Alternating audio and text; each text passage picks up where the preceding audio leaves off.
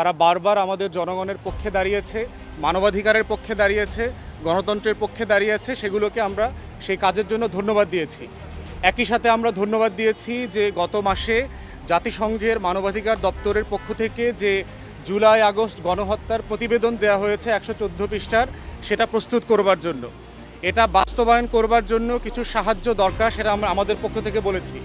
প্রথম যেটা দরকার আমরা বলেছি সেটা হচ্ছে যে জাতিসংঘের 3টা প্রতিষ্ঠানে এখনও পতিত স্বৈরাচার শেখ পরিবারের 3 জন আত্মীয় কাজ করছে।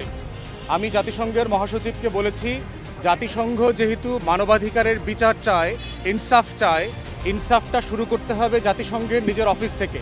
এবং এই 3 জনের ব্যাপারে বলেছি যে বিশ্ব স্বাস্থ্য সংস্থায় শেখ হাসিনার মেয়ে কাজ করছে, ইউএনডিপিতে মানে সুশাসনের উপদেষ্টা হিসাবে ববি কাজ করছে, রেহানার ছেলে, এবং রেহানার ছেলে ববির বউ কাজ করছে আইওমেতে, মাইগ্রেশন অর্গানাইজেশন যেটা আছে সেটা ব্যাংকক বেস, সেখানে কাজ করছে।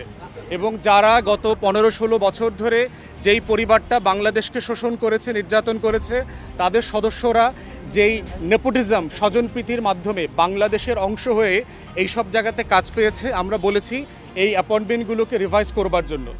দ্বিতীয় পরামর্শ দিয়েছি সেটা হচ্ছে যে বাংলাদেশে মানবাধিকার, জাতিসংঘের মানবাধিকার কমিশনের একটা অফিস 2 থেকে 3 বছরের জন্য অস্থায়ী মেয়াদে চালু করার সুযোগ আছে কিনা, তাহলে গণহত্যার বিচার, মানবতা বিরোধী অপরাধের যে বিচারের দায় বারবার এসছে, এই বিচার প্রক্রিয়াটাকে দেখাশোনা করা, এটাকে যদি কোনো টেকনিক্যাল অ্যাসিস্ট্যান্সের প্রয়োজন আসে, আন্তর্জাতিক মান রক্ষা হচ্ছে কিনা, যেন এই বিচার প্রক্রিয়া নিয়ে ভবিষ্যতে কোনো প্রশ্ন তৈরি না হয়, তাই জাতিসংঘ যেন সেই মানটা ধরে রাখতে পারে, তাই আমরা বোধ করছি যে এইরকম একটা অফিস 2-3 বছরের জন্য স্বল্প মেয়াদে প্রতিষ্ঠা করা যায় কিনা।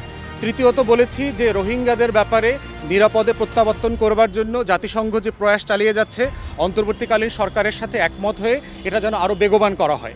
এইটা হচ্ছে মোটা দাগে আমাদের ব্রিফিং ছিল।